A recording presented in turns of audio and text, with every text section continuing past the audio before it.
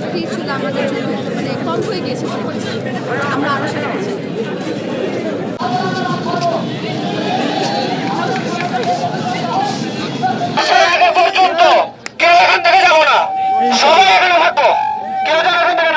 আমাদের যেগুলো দাবি, আমাদের নিরাপত্তা বিষয়ক যেগুলো দাবি সবগুলো মানতে হবে।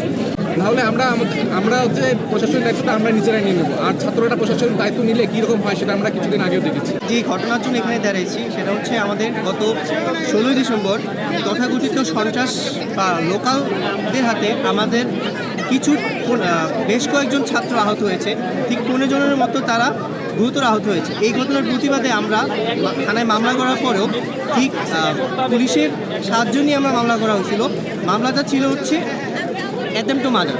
এই মার্ডারে হচ্ছে কখনো জামিন হয় না, বাট ঠিকই ওরা লোকালরা কিছু একটা কারণে 18 তারিখে তারা জামিন পেয়ে যায়। এই ঘটনায় আমরা পুরো তীব্র নিন্দা জানাই। আমরা প্রশাসনের কাছে গিয়ে জানানো হয়েছে যে এটার জামিন কিভাবে হয়। পরবর্তীতে তারা এটাতে কোনো ক্ল্যারিফিকেশন দিতে পারেনি। এই জন্য আমাদের এই দাবি নিয়ে আজকে শুরু হলো। আমরা সকাল 10টা থেকে দাবি আদায়ের জন্য রাস্তায় নেমেছি। আমাদের মেনলি 4টি দাবি নিয়ে আমরা আজকে এখানে উপস্থিত হয়েছি।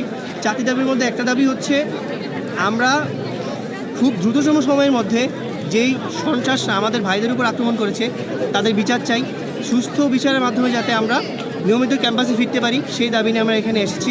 সেকেন্ড হচ্ছে আমরা যে ছাত্র যেসব এরিয়া যেমন মুনাফের মোড়, অক্টোবর মোড়, যেসব জায়গায় আমরা ছাত্ররা বেশি অবস্থান করি সেসব জায়গাটা অবশ্যই মাদকমুক্ত করতে হবে, সন্ত্রাসমুক্ত করতে হবে। তৃতীয় দাবি হচ্ছে আমাদের এরিয়াতে প্রায় আমরা দেখি চুরি হয়, ছিনতাই হয়, আমাদের স্টুডেন্টদের একটা নিরাপত্তা নাই। আমরা চাচ্ছি যথাযথ সময়ের মধ্যে যাতে পুলিশরা আমাদের এই নিরাপত্তা নিশ্চিত করে। 4 নম্বর দাবি হচ্ছে আমরা খুব দ্রুততম সময়ের মধ্যে আমরা তালাইমারিতে একটা পুলিশ বক্স চাই। এই নিয়মিত যাতে পুলিশরা আমাদের নিয়মিত টহলের মাধ্যমে আমাদের একটা ক্যাম্পাসে সিকিউরিটি দিতে পারে।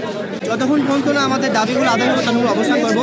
আপাতত আমরা যেটা চাচ্ছি সেটা হচ্ছে পুলিশের একজন ঊর্ধ্বতন কর্মকর্তা যেন আমাদের সাথে আসে এবং আমাদের সাথে কথা বলে।